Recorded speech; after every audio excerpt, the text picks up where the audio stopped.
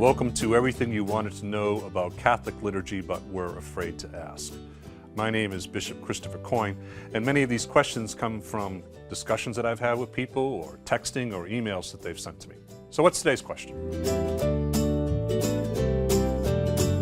What's with the incense? Well, it goes back to way before Christianity. In ancient religions and in ancient throne rooms, incense was used in many ways to hide smells. You know, it was not what you'd call the most hygienic of times or the most aromatic of times, and incense and smoke being burned in a room was a way of hiding the particular odors that might just be a part of all of humanity and various livestock being together. That's one reason. The second is that incense was, in a sense, it's a preservative. You know, smoke in the ancient world was used in a way to preserve meats and foods by smoking them. And so there's that sense of the preservative sense of the smoke. And the third is that incense in the ancient world was often a very costly thing. And so one would use incense as a way of perhaps displaying wealth, or if one would burn incense when an honored guest would come, it was a way to honor the guest.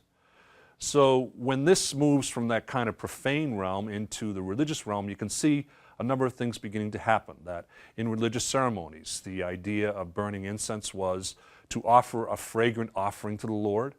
It was to offer something that was, in a sense, sacrificial to the gods. And it also could be a way of, in the sense of being a preservative, in the sense that the elements or the things that were being brought forward were being preserved as well. In Psalm 141, we hear the phrase, "My prayers rise to you, O Lord, like incense, like an evening offering." And so when we use incense in our present rituals, especially at the celebration of the Eucharist, there's a number of things that are taking place. It's an offering to God of something that is expensive.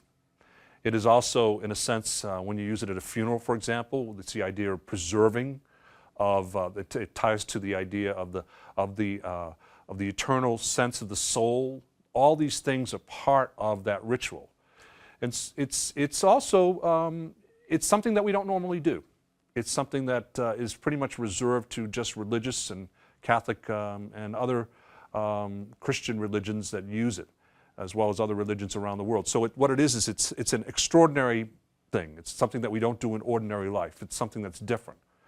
So when we come to Mass, or when we come to a funeral, or when we're involved in any kind of a ritual in which incense is used, it's a key to us that this is something different from the way that the rest of life goes. So the next time the incense is brought out, and the priest or the deacon begins to swing it around, in the midst of sometimes all of you coughing, you might also offer up the little prayer, "My prayers rise before you, O Lord, like incense, like an evening offering." My name is Bishop Christopher Coyne.